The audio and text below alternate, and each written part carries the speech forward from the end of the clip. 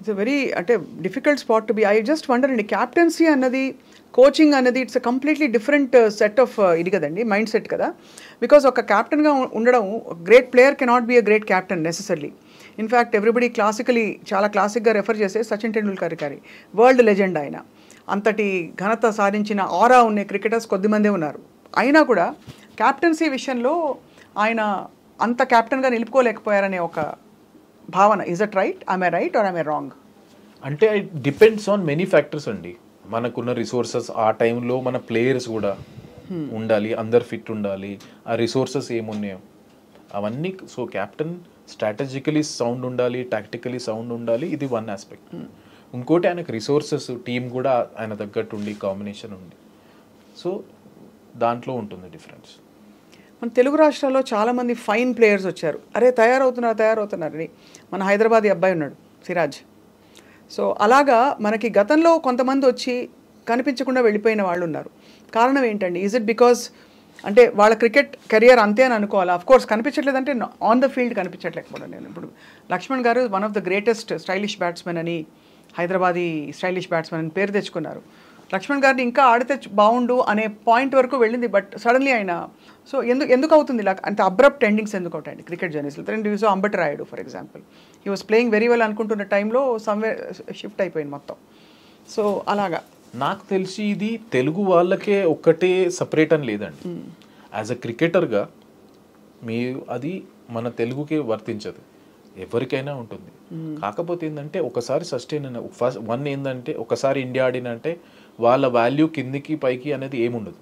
ఎక్కడైనా వాళ్ళకుండే respect, వాళ్ళకుండే value ఎక్కడైనా ఉంటుంది వారా. అది ఏ ప్లేయర్ అయినా కానీ, అది దానికి తెలుగు, మరాఠీ ఇవన్నీ కానవసరం లేదు, ఎవరైనా ఒకళ్ళే సేమ్. ప్లస్ ఇంకోటి ఏంటంటే వాళ్ళు సెలెక్షన్ కొన్నిసార్లు ఏమవుతుందంటే ప్రతి ఒక్క కోచ్, ప్రతి ఒక్క క్యాప్టెన్ ఆ టైంలో ఉన్నప్పుడు వాళ్ళకు ఏ టీం కాంబినేషన్, వాళ్ళు ఏ ఫిలాసఫీలు వెళ్తున్నారు, వాళ్ళు అనుకున్న టీంకి వీళ్ళు ఫిట్ అవుతారా లేదా, ఇవన్నీ కాంబినేషన్స్, ఏ కండిషన్స్లో ఆడుతున్నారు, ఇవన్నీ కొంచెం మ్యాటర్ అవుతాయి. కాకపోతే ఏంటంటే కొన్నిసార్లు ఏ ఎరాలో ఆడుతున్నారు మీరు, ఏ ఎరాలో ఆడుతున్నారు. ఒకవేళ ఎక్స్ట్రాడినరీ మనకున్నప్పుడు చాలా పెద్ద ప్లేయర్ చాలా ఏళ్ళు ఆడారు అనుకోండి, ఆ స్పాట్ వెళ్ళిపోతుంది.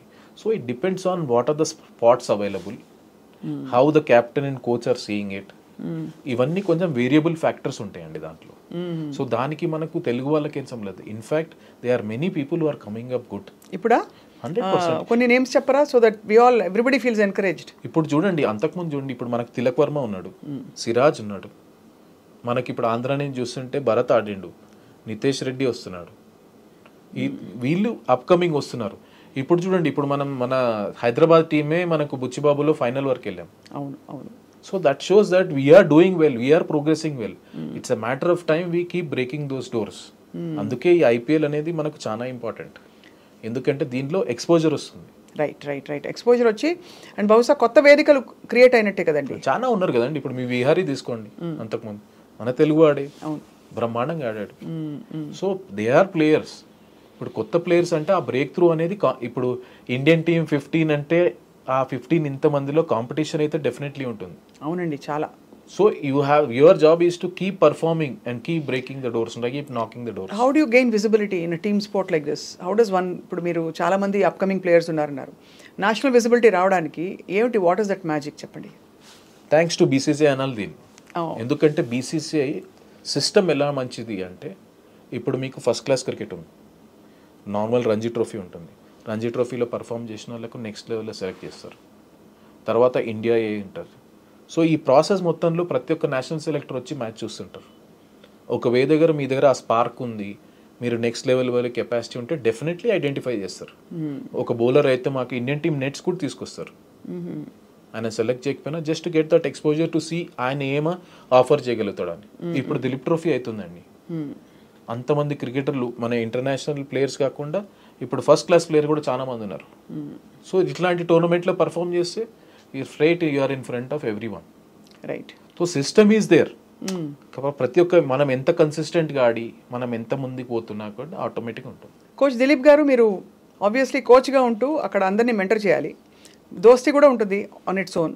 సో అలాగే మీరు ఫ్రెండ్షిప్ ఎవరెవరితో చేయగలిగారు అంటే out side the game, where you could connect with some of the players a little deeper than the rest? నేను యాక్చువల్లీ మ్యాక్సిమం ట్రై చేస్తాను చాలా మందితో నేను టైం స్పెండ్ చేయడానికి.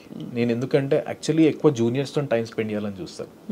ఎందుకంటే వాళ్ళ ఆలోచన, వాళ్ళని కంఫర్టబుల్ చేయాలి, వాళ్ళ మైండ్ సెట్లు ఉంటుంది. ఆబ్వియస్లీ విరాట్ కోహ్లీ, రోహిత్ శర్మ, జడేజా వీళ్ళందరూ నాతో క్లోజ్. కాకపోతే ఏంటంటే వీళ్ళతో ఎక్కువ టైం స్పెండ్ చేస్తాను నేను. కొత్తగా వచ్చే హర్షదీప్, రవి బిష్ణోయ్ వీళ్ళతోని లంచ్లో అయినా బ్రేక్ఫాస్ట్లో అయినా వెళ్ళి వాళ్ళ ఆలోచన ఎట్లుంది, వాళ్ళని కంఫర్టబుల్ చేయాలి, వాళ్ళు ఏమున్నది. సో ఇది చాలా ఇంపార్టెంట్ ప్రిఫర్ చేస్తాను. సో అలా మీరు యంగ్స్టర్స్ని మెంటర్ చేయడంలో ఎక్కువ టైం స్పెండ్ చేస్తారు అయితే? మాక్సిమం టైం నేను చేస్తాను. Can you name 5 of the top fielders that you have known in Indian cricket history or even world history? Indian హిస్టరీలో ఫీల్డింగ్ కోచ్గా నన్ను అడగడం Indian team is the best fielding unit అని చెప్తాను. అంతేనా? డెఫినెట్లీ. ఓకే. వరల్డ్ క్రికెట్లో అంటే ఇప్పుడు మీరు కొత్తగా ఇప్పుడు చూస్తే, ఇప్పుడు ప్రెసెంట్ జనరేషన్లో చూస్తే, ఇప్పుడు మీరు different countries have different abilities. ఇప్పుడు గ్లెన్ ఫిలిప్స్ ఉన్నాడు, న్యూజిలాండ్. అతని స్పీడ్ చూడండి, amazing speed, out standing speed, ball జల్లి కవర్ చేస్తాడు. ఆయన అన్నిటికీ ఆల్రౌండర్ అనుకోవచ్చు. ఒక వికెట్ కీపర్ స్టార్ట్ అయ్యిండు, స్పిన్ వేస్తాడు, అవుట్ స్టాండింగ్ ఫీల్డర్, మంచి బ్యాట్స్మెన్. ఆయన ఇంకో స్పోర్ట్ కూడా ఆడతాడు, అవుట్ స్టాండింగ్ అండ్ అథ్లెట్. ఇప్పుడు మీరు సౌత్ ఆఫ్రికాకి వస్తేనేమో ఫాఫ్ డు ప్లెసీ ఉన్నారు, బ్రహ్మాండమైన ఫీల్డర్. ఐపీఎల్లో చూసాం, అవుట్ ఫీల్డ్లో చాలా మంచి క్యాచ్లు తీసుకున్నారు. కానీ నాకు అన్నిటికంటే యాటిట్యూడ్. మార్నస్ లబుషేన్ ఉన్నాడు, టెస్ట్ మ్యాచ్ ఆడినప్పుడు ఆస్ట్రేలియాలో. టెస్ట్ మ్యాచ్లో ఆ ఎనర్జీ, ఆ యాటిట్యూడ్ ఉండడం అంత ఈజీ కాదు, చాలా బాగా మెయింటైన్ చేస్తారు. ఇలా చాలా మంది చెప్పుకోవచ్చు. ఒక్కొక్కళ్ళు ఒక్కొక్క స్కిల్ తీసుకొస్తారు. సో వరల్డ్ ప్రమాణాల్లో మరి India is the best fielding team అంటున్నారు. బట్ సౌత్ ఆఫ్రికా, న్యూజిలాండ్ ఈ టీమ్స్కి రూట్ లెవెల్ నుంచే వాళ్ళకి చాలా మంచి మెంటరింగ్ ఉంటుంది అని ఒక పేరు వచ్చింది. Is that?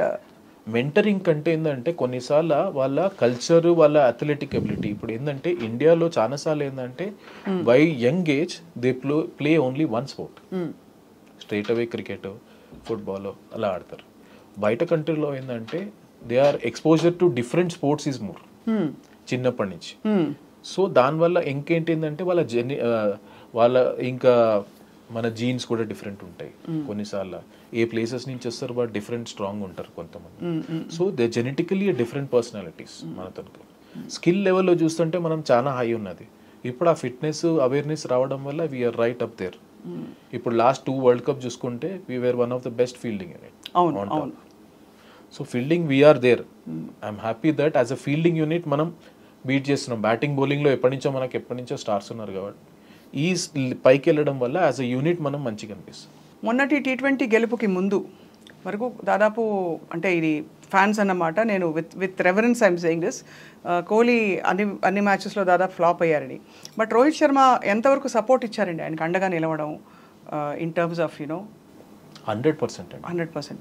కెప్టెన్, మొత్తం టీము, ఒక అట్లాంటి ప్లేయర్ ఊరికి ప్రెషర్ సిచ్యువేషన్, ఎక్స్పీరియన్స్ అనేది మనం బై చేయలేమండి. ఆయన ప్రెషర్ సిచ్యువేషన్లో, ఎక్స్పీరియన్స్లో మీరు అంతెందుకు T20లో వరల్డ్ కప్లో ఇండియా వర్సెస్ పాకిస్తాన్లో మనము కష్టమైన పరిస్థితుల్లో అక్కడ ఆడి మనం గెలిపించాడు మెల్బోర్న్లో. So he has proven time and again pressure situations ఎలా. సో అలాంటి ప్లేయర్కి నో డౌట్ ఇంతమందికి డౌట్ వచ్చు, కానీ మా టీంలో ఎన్వైరన్మెంట్లో ఎప్పుడూ ఒక 1% డౌట్ కూడా లేదు. We always back time and we captain అయితే 100% బ్యాక్ చేస్తాం. Who are the promising gems as coach Dilip garu? చాలా మంది వస్తున్నారు. ఇప్పుడు నాకు నచ్చేది ఏంటిదంటే చాలా మంది బౌలర్స్, చాలా మంచి ఫీల్డర్లు వస్తున్నారు. ఇప్పుడు రీసెంట్ మ్యాచ్ చూసుకుంటే రవి బిష్ణోయ్ ఉన్నటువంటి ఫాస్ట్గా బ్రహ్మాండంగా ఫీల్డింగ్ చేస్తాడు. కుల్దీప్ చాలా మంచి బ్రహ్మాండంగా ఫీల్డింగ్, మన సిరాజ్ బ్రహ్మాండంగా ఫీల్డింగ్ చేస్తాడు. హర్షదీప్ కూడా ఆయన ఉన్న లెవెల్కి చాలా గ్రో అయ్యాడు. సో అందరూ ఇట్లా కాంట్రిబ్యూషన్ వాళ్ళ స్కేల్కి వాళ్ళు. సో ఇదే అనుకుంటాం ఏంటంటే వాళ్ళ స్కేల్ నుంచి వాళ్ళు 5-10% ఇంప్రూవ్ అయినా యాజ్ అ గ్రూప్గా మీకు చాలా ఎక్కువ అనిపిస్తుంది. సో ఐ థింక్ ఇంకా మోర్ అండ్ మోర్ ఫ్యాన్స్ ఏం ఎక్స్పెక్ట్ చేస్తున్నారంటే దట్ రాబోయే క్రికెట్ సీజన్స్ అన్నీ కూడా మనమే గెలుస్తాం, అందులో మీలాంటి కేపబుల్ ఫీల్డింగ్ కోచెస్ ఉండి ఫీల్డింగ్కి కూడా ప్రాధాన్యత కల్పించి you will set a great trend for the future cricket seasons అంటున్నారు చాలామంది. మా ప్రయత్నం అయితే డెఫినెట్లీ గెలవాలనే ఉంటుంది. దానికోసం మేము శాయశక్తులా ప్రయత్నిస్తాం. కోచ్ కనంటే నేను హ్యాపీ ఎందుకంటున్నా అంటే ఫీల్డింగ్ కోచ్గా ఎస్పెషలీ మన హైదరాబాద్ నుంచి ఆల్రెడీ హర్షదీప్ చేశారు, ఇప్పుడు నేను చేస్తున్నాను. ప్లస్ మనకి హైదరాబాద్ అనే కాదు కానీ ఫీల్డింగ్కి ఒక ప్రాధాన్యత వచ్చినందుకు నాకు చాలా హ్యాపీ ఉంది. మోర్ అండ్ మోర్ పీపుల్ ఈ ఫీల్డింగ్ని ప్రొఫెషన్ తీసుకొని మన దగ్గర ఇంత స్కిల్ ఉన్నప్పుడు వాళ్ళే ఉండాలని కోరుకుంటాను. బట్ వరల్డ్ కప్ గెలవాలనేది మా ప్రయత్నం ఎప్పుడు ఉంటుంది, అలాగే కంటిన్యూ అవుతుంటుంది. ఆబ్వియస్లీ అమెరికా కూడా క్రికెట్లోకి రావడం చాలా సర్ప్రైజింగ్. కొత్తగా యాక్చువల్లీ మాకు మంచిగా డిఫరెంట్ అనిపించింది. ఆ ఎన్వైరన్మెంట్ డిఫరెంట్, ఎందుకంటే క్రికెట్ అక్కడ ఫస్ట్ స్పోర్ట్ కాదు. అవును. సో వాళ్ళ గ్రౌండ్స్ వాళ్ళ కాకపోతే ఏంటంటే ఫ్యాన్ బేస్డ్ చాలా ఉన్నది. Most of the Indians south వాళ్ళే ఉన్నారు కాబట్టి కొంచెం ఫ్యాన్ బేస్ ఉంది. అందరూ ఆడేటోళ్ళందరూ మనవాళ్ళే కదా అందరు ఎక్కువ ఇటువైపు. కాకపోతే ఏంటంటే ఫెసిలిటీస్ అనేవి మంచిగా ఉన్నాయి. ఆ కండిషన్స్కి ఇంకా ఆడుతున్న కొద్దీ వాళ్ళకు కూడా ఇంకా బెటర్ అవుతుంటారు. What is your personal ambition Dilip గారు? మీరు అనుకోకుండా హాబీగా మొదలుపెట్టి సీరియస్ క్రికెట్లోకి వెళ్ళి ఇప్పుడు ఒక మొత్తం భారతదేశానికి ఫీల్డింగ్ కోచ్గా ఉన్నారు. ఒక గొప్ప గౌరవం ఇది. అసలు మీ అంబిషన్ ఏంటి? అల్టిమేట్గా what you want to prove and do for your self and for the country? నా పర్సనల్గా ఏంటంటే I'm very happy for where I have reached, but I'm not fully satisfied. ఎట్లా అంటే ఈ పొజిషన్కి రావడం, ఇండియాని ఇక్కడ తీసుకురావడం ఒకటి, కన్సిస్టెంట్గా ఈ ఫీల్డింగ్ అనేది మనం టాప్ లెవెల్లో వచ్చి ఫీల్డింగ్ అనేది ఇంకా కాంట్రిబ్యూట్ కావాలి మన టీంకి. అది నా మెయిన్. ఎట్లా మెజర్ చేస్తారు? ఆల్రెడీ మీరు మెడల్స్ ఇంట్రడ్యూస్ చేస్తారు, సరే అవన్నీ మెడల్స్ వస్తాయి. మెడల్ ఎంచుకోవడానికి నా దగ్గర ఒక 20 పారామీటర్స్ ఉంటాయండి. ఓకే. నేను మ్యాచ్ అప్పుడు మొత్తం వేస్తాను, అది మైండ్ సెట్, బాడీ లాంగ్వేజ్తో సహా. నా దగ్గర 15 పారామీటర్స్ ఉంటాయి, అవన్నీ చేస్తుంటాను. ఏంటంటే నేను కొన్ని రోజులు ఉంటాను, దాని తర్వాత ఇంకొకరు వస్తారు. ఐడియా ఈజ్ ఈ ఫీల్డింగ్ అనే స్టాండర్డ్ పెంచి వాళ్ళు రీడిఫైన్ చేస్తుండాలి. ఆ ట్రెడిషన్ చేసి మనం మంచి ప్లేస్లో వదిలిపెట్టుకోవాలి. అంతే. వదిలిపెట్టి పోవాలి ఎందుకంటారండి? చక్కగా వదిలిపెట్టి అలా కొనసాగింది. ఎందుకో క్రికెటర్స్ రిటైర్ అవుతున్నారంటే దిగులేసేస్తుందండి. Any kind of retirement, whether it's for coaches or for players.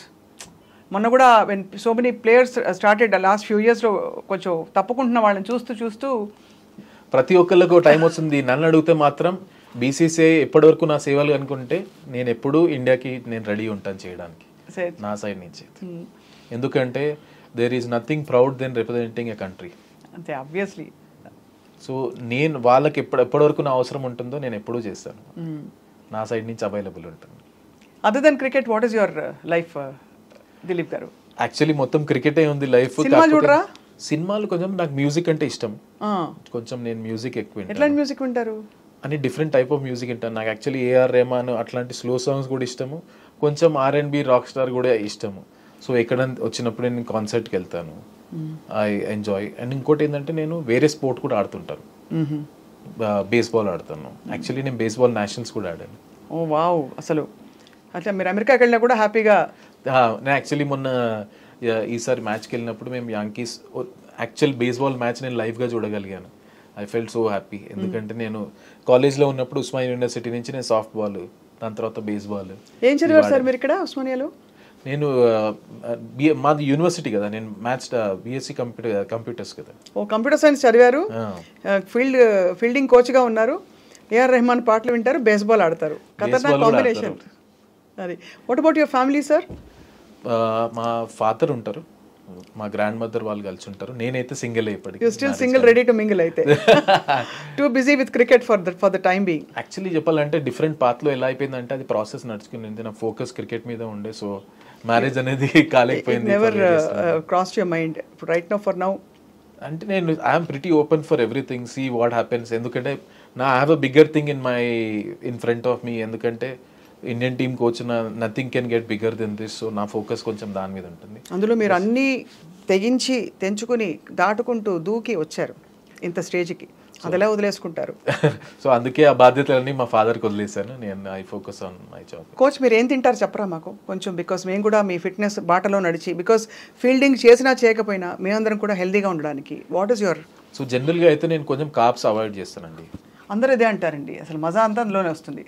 Actually ఏంటంటే ఇది మొన్న నేను ఏదో ఇంటర్వ్యూ చూశాను, మన రామ్ గోపాల్ వర్మ అన్నారు, మన తినేది తిండి ఆకలిస్తే తినాలి కానీ నచ్చితే తినడం అన్నట్టు. కొన్నిసార్లు ఏంటంటే నేను బోరింగ్ తిండి కూడా తినేస్తాను. Like what? So I eat lot of fibre, salad ఇవన్నీ తింటాను. ప్రోటీన్ కోసం నేను నాన్ వెజ్, చికెన్, ఎగ్స్ ఇవి కొంచెం తింటాను. బట్ కార్బ్స్ ఎంతైతే అంత అవాయిడ్ చేస్తాను అవసరం బట్టి. And other than that you workout obviously everyday, మీకు లైఫే వర్కౌట్ అసలు యాక్చువల్లీ. సో అందుకని ఏంటంటే మీరు అనుకోరు కానీ కొన్నిసార్లు నేను కూడా న్యూట్రిషనిస్ట్ పెట్టుకున్నాను. పెట్టుకున్నారా? సో దట్ ఒక ఏజ్ వచ్చినాక certain times it's important to keep measuring your body. మన every body reacts for different things for different manner. So నేను మామూలుగా చేసి వాళ్ళు చూస్తారు, మాకు ఇస్తారు షెడ్యూల్. నేను I will keep reviewing it. Obviously నేనున్న మోస్ట్ ఫీల్డింగ్ కోచ్ కాబట్టి ఫిజికల్లీ నేను ఫిట్ ఉండడం చాలా ఇంపార్టెంట్. సో నేను ఫిట్నెస్ కూడా కొంచెం రెగ్యులర్ చేస్తుంటాను. మొన్న ఎంత అన్యాయం అండి, లాస్ట్ మినిట్ వరకు వచ్చి మన రెస్లరు. అది చాలా అది ఎక్కడో ఎగ్జాక్ట్గా నాకు రీజన్ తెలియదు, బట్ కొన్ని వెయిట్ కేటగిరీ అని చెప్పారు కదా డిస్క్వాలిఫై చేయడానికి. అట్లాంటి స్పోర్ట్లో కొన్నిసార్లు it just go by inches and I felt very sad for her. ఎందుకంటే పాపం అంత కష్టపడి వచ్చి she deserved it. But overall sports మనం దున్నేస్తున్నామండి వరల్డ్. అసలు చూడండి మనం ఎన్ని కేటగిరీస్లో కొత్తగా అసలు ఫెసిలిటీస్ కూడా సరిగ్గా లేని స్పోర్ట్స్లో ఎలా అందరూ ఇదుకుంటూ వచ్చేస్తారండి పిల్లలు. ఎంత ముచ్చటేస్తారు. అవేర్నెస్ అండి. కొన్నిసార్లు నేను మా జిమ్ఖానా గ్రౌండ్ ఉంది, వెనకాల ఫుట్బాల్ గ్రౌండ్ ఉంది, దాంట్లో అథ్లెట్స్ దొరుకుతుంటారు without goal in front, without nothing, but they keep working hard day in day out. నా ఉద్దేశంలో ఎంతో మన దగ్గర టాలెంట్ చాలా ఉంది, కొంచెం ఇన్ఫ్రాస్ట్రక్చర్, కొంచెం ఎంకరేజ్మెంట్ పెరుగుతున్న కొద్దీ సెల్ఫ్ బిలీఫ్ అనేది పెరుగుతుంది. ఎందుకంటే మీరు మీరు మెడల్స్ చూడండి, ఎవ్రీ ఇయర్ మనం కొంచెం పెంచుకుంటూ వెళ్తున్నాం different స్పోర్ట్లో.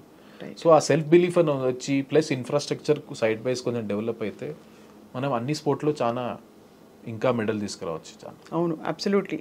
And people like you are an inspiration because ఏ బ్యాక్గ్రౌండ్ లేకుండా కూడా మనం చేరుకోవాల్సిన చోటకి చేరుకోవచ్చు అని చెప్పి మీరు ప్రూవ్ చేశారు ఫర్ ద కంట్రీ.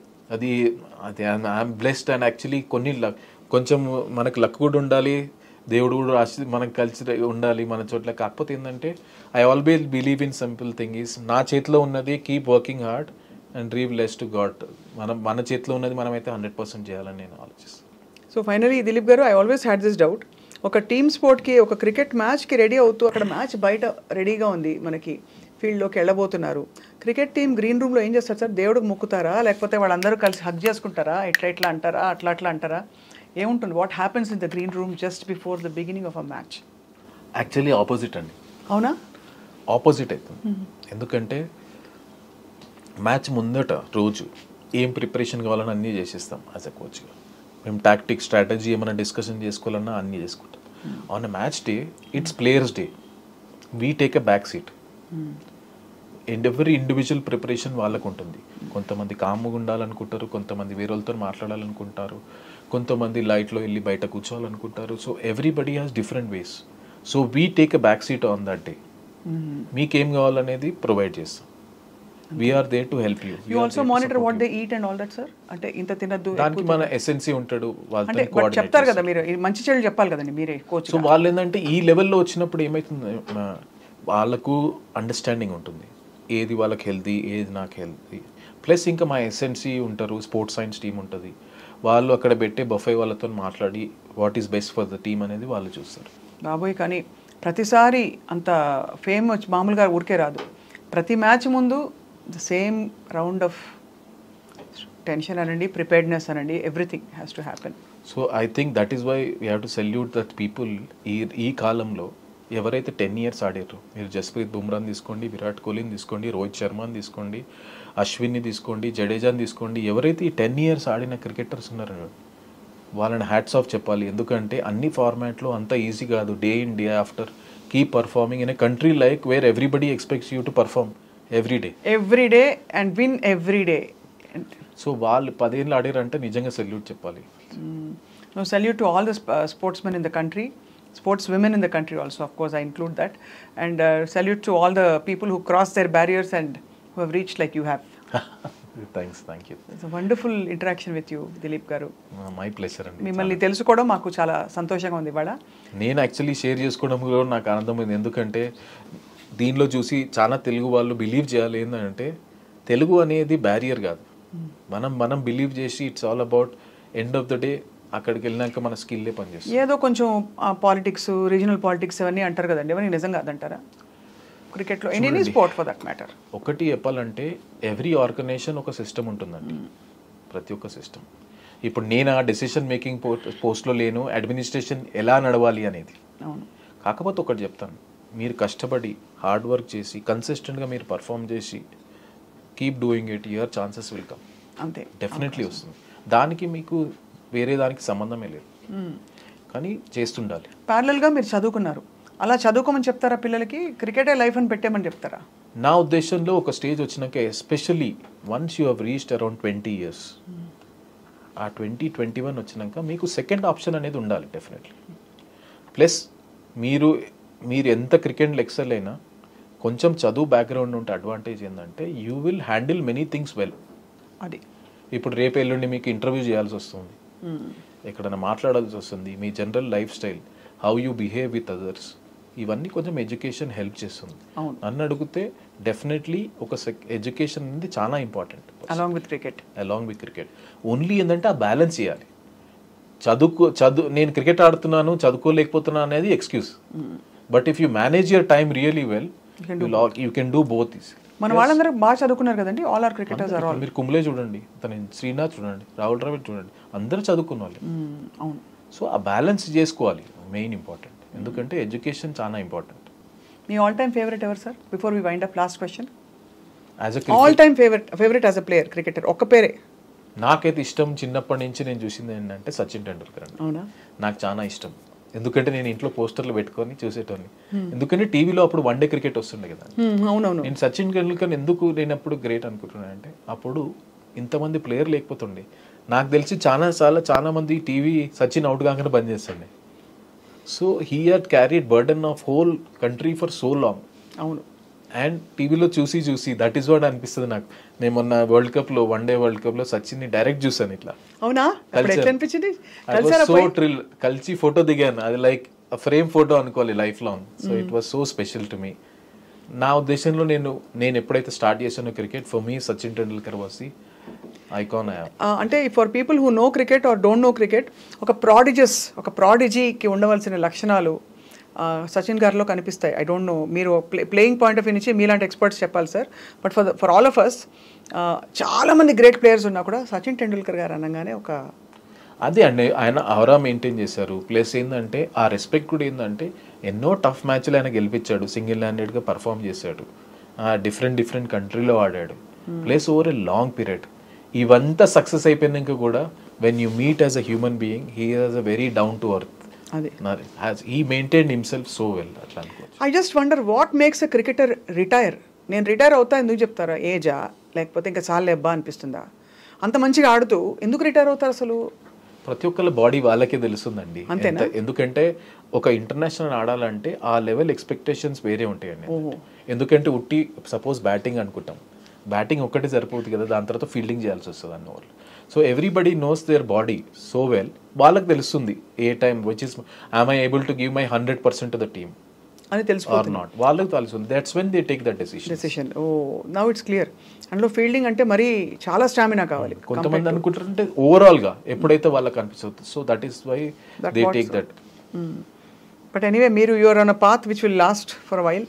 మీరు కోచ్గా ఉన్నారు. We wish you all the very, very best, sir, for India and for the entire team and for the entire nation. Thank you so much. Thank you for joining us today, iDreamlo exclusive. It's my pleasure always. Thank you, sir.